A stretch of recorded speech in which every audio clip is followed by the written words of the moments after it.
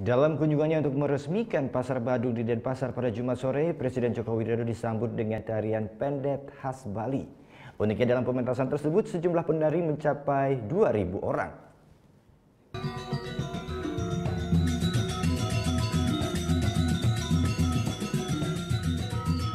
Ada yang unik dalam kunjungan kerja Presiden Joko Widodo di Denpasar Jumat sore. Orang nomor 1 di Indonesia tersebut disambut dengan tari pendet khas Bali yang dibawakan oleh 2.000 penari.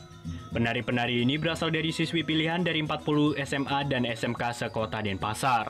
Dalam aksinya, ribuan penari ini berjejer di pinggiran jalan Gajah Mada, sepanjang 1 km tepatnya sebelum dan sesudah Pasar Badung. Sebagian dari mereka pun mengaku senang karena diberikan kesempatan menari untuk Presiden. Ya seneng gitu mau ketemu sama Pak Presiden gitu. Soalnya baru pertama kali sih sekarang diminta nari terus buat Presiden. Jadi ya mau saya nari karena mau ketemu Pak Presiden. Cuma gini aja sih latihan biasa terus prepare make up yang lain-lain.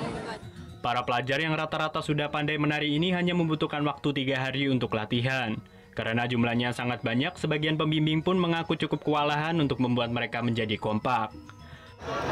Siapanya kita dari hari Senin sudah mulai.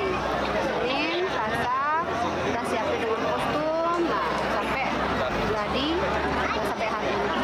Kesulitannya ini, gini anak-anak kan karena jumlahnya banyak. Koordinir anak-anak karena jumlahnya banyak, jadi kita kewalahan. Tari pendet merupakan salah satu jenis tari penyambutan khas Pulau Dewata.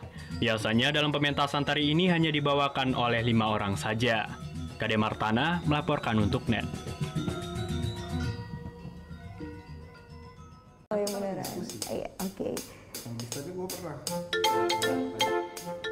Nah, udah kan untuk beritanya? Jangan lupa di subscribe, di like, dan juga di komen ya akun YouTube dari Net Bali. Terima kasih udah subscribe. Yang belum, jangan sampai lupa di sebelah sini nih.